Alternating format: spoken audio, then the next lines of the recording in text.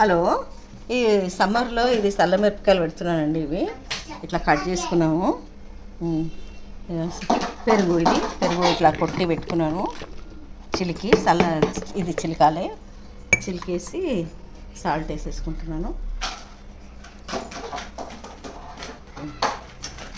Salt వేసి నిమ్మకాయ పిండుకోవాలండి.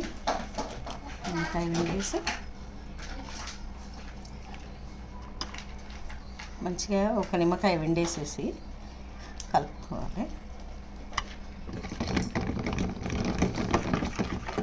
కొంచెం వాటర్ పోసుకుంటాం. వాటర్ పోసుకొనేసి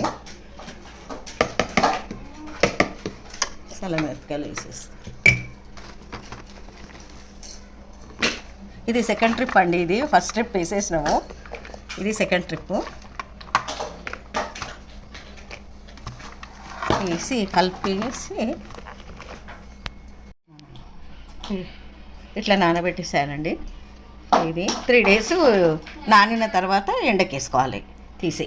ఇవి మొన్న వేసిండే ఎండిపోయినవి ఇట్లా తీసుకున్నాండి. ఇది ఒక ట్రిప్పు. ఫస్ట్ ఇంకో ట్రిప్ కూడా అయిపోయింది. ఇది థర్డ్ ట్రిప్ ఇది. ఓకేనా?